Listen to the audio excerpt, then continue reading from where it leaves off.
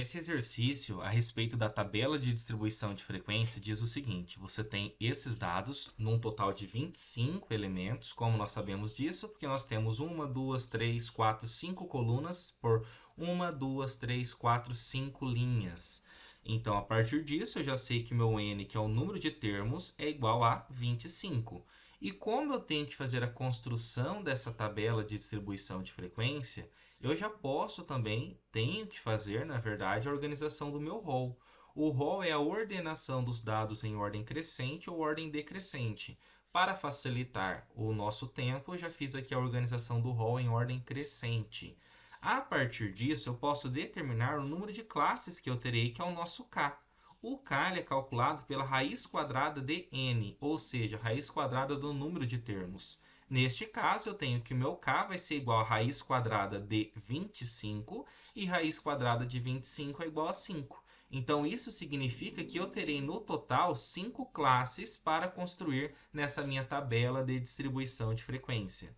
Além disso, eu também posso determinar a minha amplitude. Como que eu calculo a minha amplitude? A amplitude ela é determinada pela subtração, pela diferença entre o meu limite superior e meu limite inferior. O meu limite superior é o maior número que eu tenho à minha disposição. O maior número que eu tenho quando eu faço essa organização em rol, neste caso é o 158, e meu limite inferior é o menor número que eu tenho aqui nesses dados, que nesta nossa organização é igual a 90.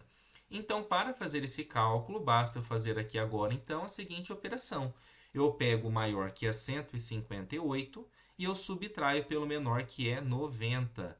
Quando eu faço essa continha, quanto que eu encontro como resposta? 158 menos 90, eu encontro a minha amplitude igual a 68.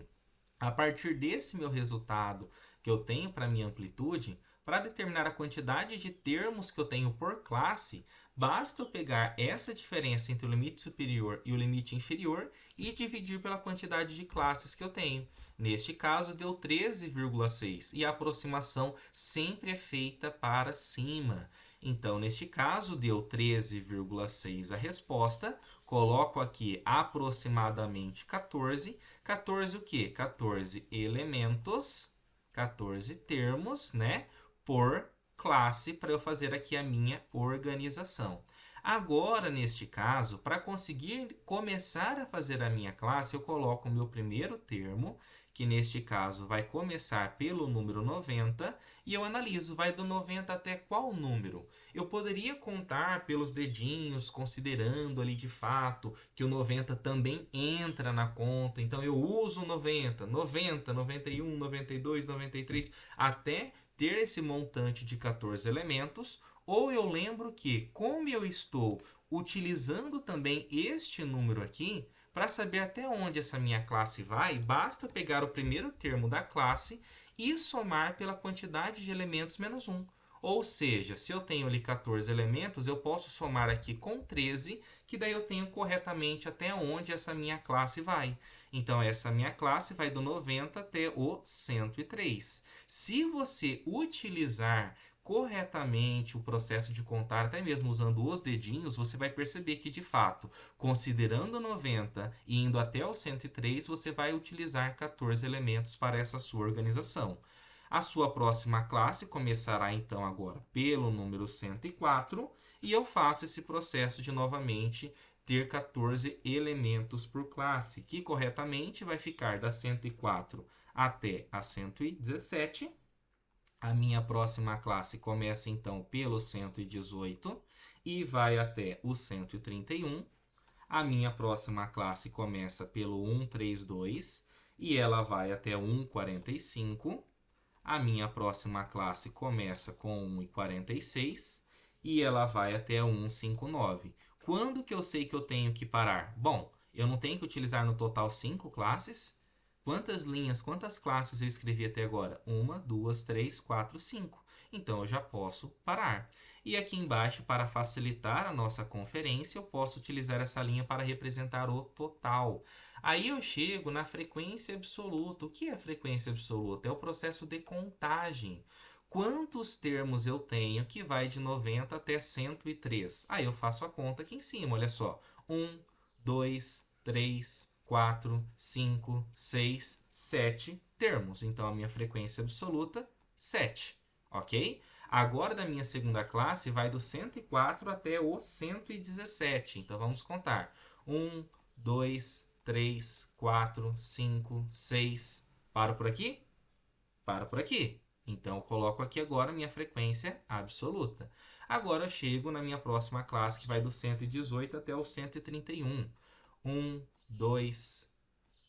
Epa, considerando o 118, né? Então, 1, 2, 3, 4, 5, 6, 7. Prontinho. Então, eu coloco aqui também o número 7 na minha frequência absoluta. E faço a mesma coisa para todas as demais classes, da 132 até a 145. 1, 2, 3, 4. Então, aqui eu coloco o 4 e aqui embaixo sobra apenas um único elemento que pertence a essa minha classe e não ficou ninguém de fora. Aí agora eu tenho o processo de determinar minha frequência relativa. Como que eu calculo a minha frequência relativa?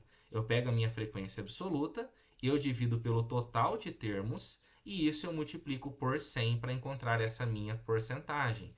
Vou fazer o cálculo apenas para esse caso aqui da frequência absoluta igual a 1.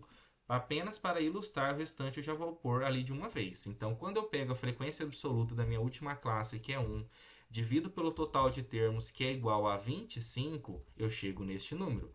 Multiplicando isso por 100, eu encontro 4. Então, a minha frequência relativa, quando a minha frequência absoluta é 1, é igual a 4%. E isso facilita bastante até mesmo a determinação das próximas. Se a frequência absoluta 1 me dá uma frequência relativa de 4, uma frequência absoluta de 4 vai me dar uma frequência relativa de 16. Já posso colocar aqui sem medo de ser feliz. A mesma coisa utilizando esses outros parâmetros aqui também. Aqui eu já sei que vai dar 28%. Por que vai dar 28%? O que eu faço com o número 1 para ele virar 7? Bom, eu multipliquei por 7, beleza. E quando você pega o 4 e multiplica por 7, também dá esse número, né? 28. Como aqui também é 7, aqui também será 28%. E aqui eu tenho 6. Por 1 virar 6, basta multiplicar por 6. Então, eu pego o 4 e multiplico por 6 e encontro aqui 24%. Ah, mas eu sou obrigado a fazer essa questão de lógica? É claro que não. Se você pegar o valor da frequência absoluta, dividir pelo total e multiplicar por 100, você chegará na mesma resposta também. Aqui eu tenho a minha frequência acumulada. A frequência acumulada é bem tranquila.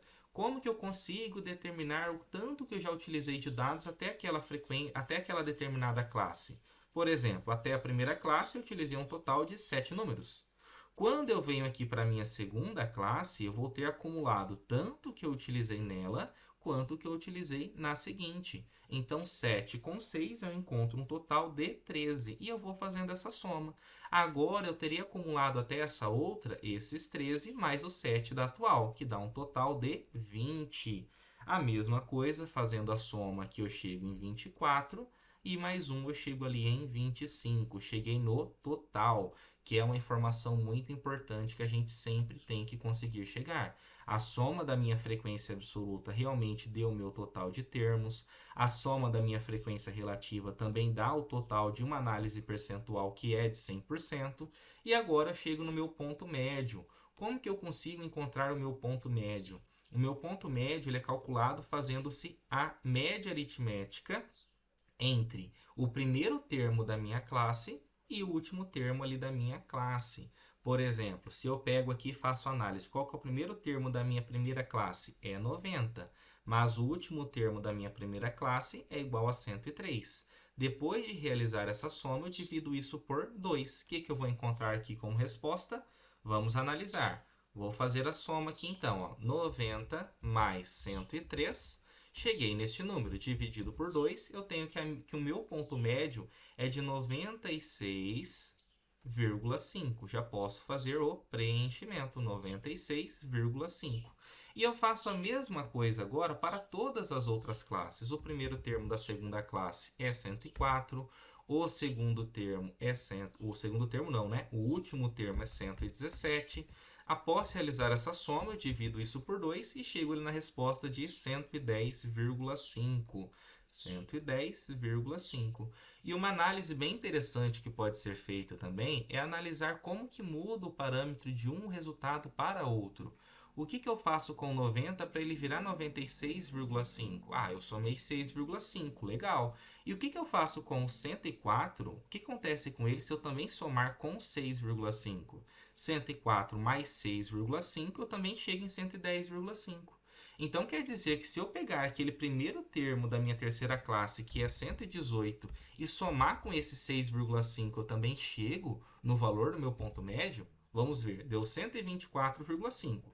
Vou anotar aqui, ó, 124,5. Beleza? A partir disso, agora, eu vou realizar o processo de cálculo como eu já tinha feito antes. 118 mais 131. Essa resposta dividido por 2 realmente está correto. Então, não é obrigatório fazer todo o cálculo se você conseguir identificar qual que é o padrão para a determinação desse ponto médio, porque é uma estratégia realmente dessa organização estatística. Da mesma forma que eu também posso analisar quais serão os demais valores que eu terei à minha disposição, que será exatamente o 138,5, e aqui nessa última classe eu terei o ponto médio de 152,5. E aqui finalizamos este segundo exercício.